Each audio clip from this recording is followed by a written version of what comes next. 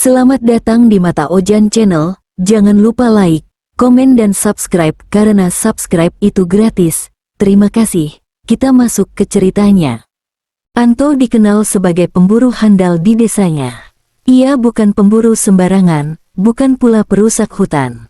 Bersama dua rekannya, Raka dan Bima, Anto selalu mematuhi aturan.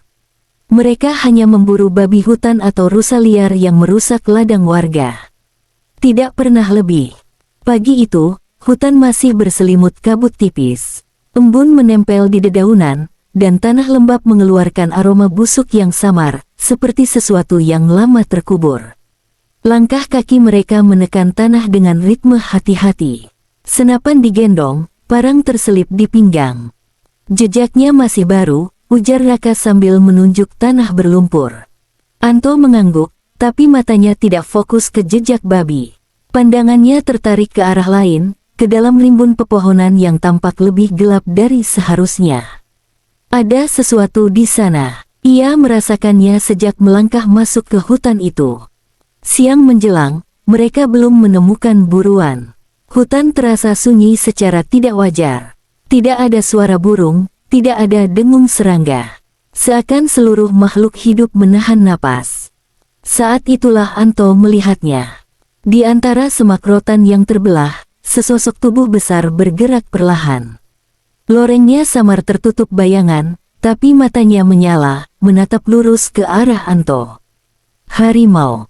Jantung Anto berdegup keras. Tangannya gemetar, bukan karena takut, tapi karena sesuatu yang lain.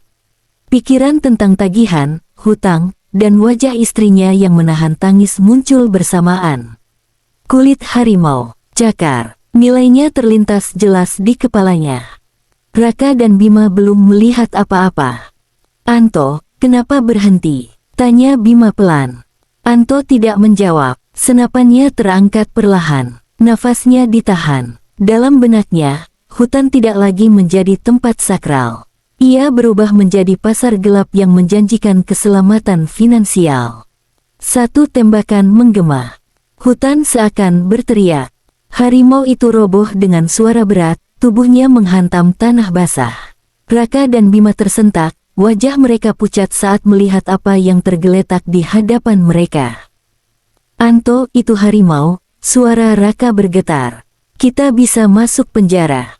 Anto menurunkan senapan, tapi matanya tidak menunjukkan penyesalan. Hanya kekosongan yang aneh. Tidak ada yang tahu, katanya singkat. Kabut di sekitar mereka menebal, dan untuk sesaat, Anto merasa seolah ada mata lain yang mengawasi dari balik pepohonan. Malam turun lebih cepat dari biasanya. Mereka memutuskan bermalam di hutan karena jarak pulang terlalu jauh. Api unggun menyala kecil, tidak berani besar, seakan takut menarik perhatian sesuatu yang lebih dari sekadar manusia. Bangkai harimau ditutupi daun-daun besar, tapi bau darahnya tetap menembus udara. Anto berencana menguliti hewan itu saat fajar. Raka dan Bima duduk menjauh, wajah mereka tegang. Ini salah, bisik Bima. Sejak tadi aku merasa hutan ini berubah. Angin berhembus, membawa suara gesekan seperti kuku menggores batang pohon. Anto mengabaikannya. Ia sibuk membersihkan pisaunya, meski tidak ada kotoran di sana. Saat malam semakin pekat, suara langkah terdengar mengitari perkemahan. Perlahan, berat, disertai dengusan rendah. Api unggun berkedip. Raka berdiri, menyorotkan senter ke arah gelap. Tidak ada apa-apa. Namun jejak kaki muncul di tanah basah, besar, lebih besar dari harimau yang mereka tembak. Jejak itu mengelilingi api unggun, lalu berhenti tepat di depan Anto. Anto merasakan dadanya sesak, bau amis memenuhi hidungnya. Ketika ia menunduk, darah harimau yang tadi mengering kini kembali basah, menetes perlahan, seolah baru saja disembelih. Dari arah gelap, terdengar suara berat, bukan auman, tapi seperti napas panjang yang tertahan. Anto, namanya terdengar jelas, tapi bukan suara manusia. Raka dan Bima mundur ketakutan. Senapan mereka terangkat, tapi tangan mereka gemetar. Bayangan besar muncul di balik kabut. Tubuhnya seperti harimau, namun berdiri terlalu tegak, matanya lebih dari 2, dan lorengnya tampak bergerak sendiri seperti hidup. Anto tersadar, ini bukan penjaga hutan biasa. Ini bukan sekadar binatang. Ia telah melanggar sesuatu yang jauh lebih tua dari hukum manusia. Makhluk itu tidak menyerang. Ia hanya berdiri, menatap Anto dengan tatapan yang membuat jiwa terasa telanjang. Lalu suara itu kembali terdengar, bukan melalui telinga, melainkan langsung di kepala Anto. Kau memburu karena lapar, tapi kau membunuh karena serakah. Tanah di bawah kaki Anto terasa dingin, seperti kuburan yang terbuka. Ingatannya dipenuhi bayangan harimau tadi, namun kini harimau itu berdiri kembali, menatapnya dengan mata penuh luka. Raka berteriak, mencoba menembak. Peluru itu menembus bayangan dan menghantam pohon. Seketika angin berputar kencang, api unggun padam. Gelap total. Suara jeritan terdengar, diikuti bunyi tulang patah. Bima terhempas ke tanah, tak bergerak. Raka lari ke dalam hutan, langkahnya makin menjauh, lalu berhenti tiba-tiba. Tidak ada suara lagi. Anto sendirian. Makhluk itu kini berdiri tepat di depannya. Kulitnya berubah, menampilkan wajah-wajah harimau yang pernah mati. Semua menatap Anto. Kulit yang kau inginkan, akan kau pakai. Rasa panas menjalar di tubuh Anto. Ia menjerit, tapi suaranya tenggelam. Kulitnya terasa ditarik, disayat oleh sesuatu yang tidak terlihat. Pandangannya mengabur. Fajar datang tanpa cahaya. Langit memucat, tapi matahari tidak pernah benar-benar muncul. Kabut menggantung rendah, tebal, membuat jarak pandang hanya beberapa langkah.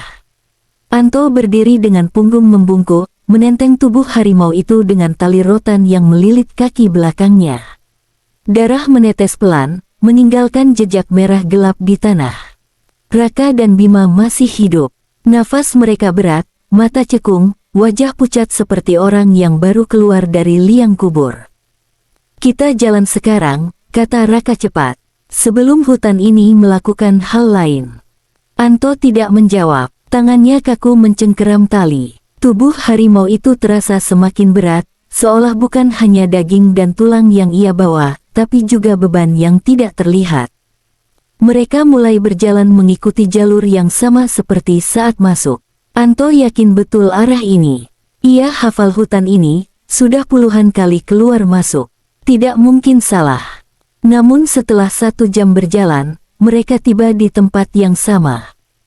Api unggun yang padam, tanah bekas duduk, jejak kaki mereka sendiri. Bima terhenti, menelan ludah.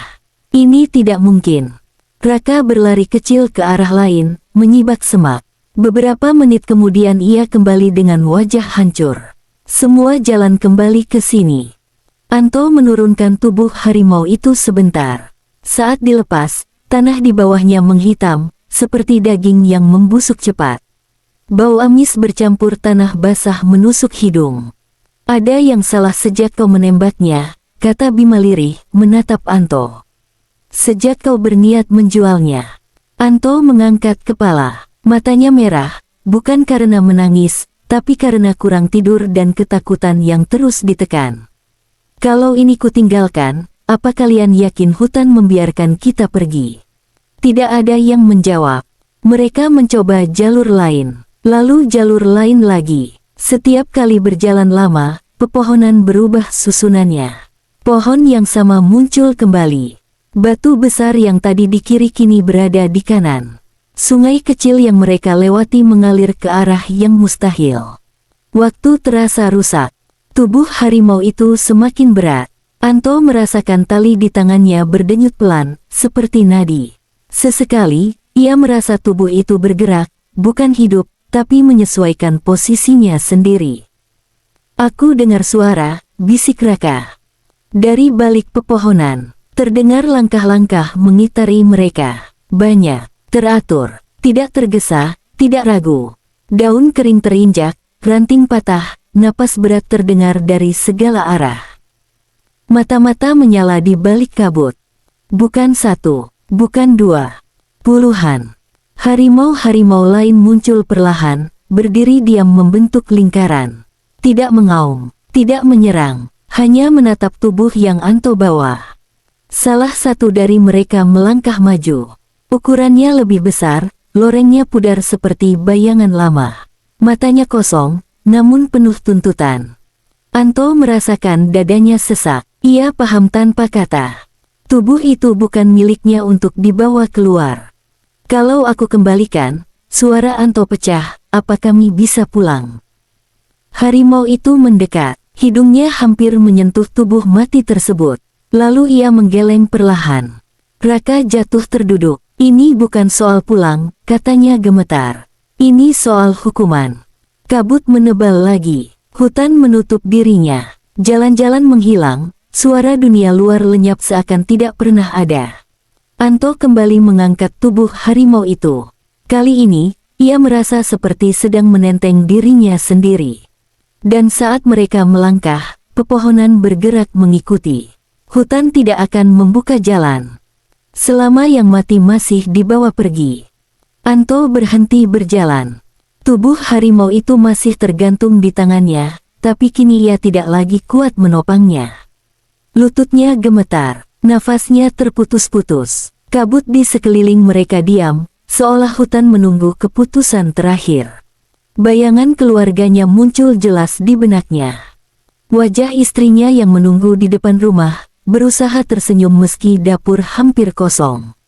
Anak kecilnya yang tidur dengan perut tidak sepenuhnya kenyang. Suara ibunya yang dulu selalu mengingatkan agar tidak mengambil yang bukan haknya. Semua itu menekan dada Anto hingga terasa nyeri. Ia jatuh berlutut.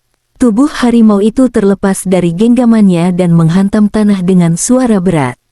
Anto menutup wajahnya dengan kedua tangan.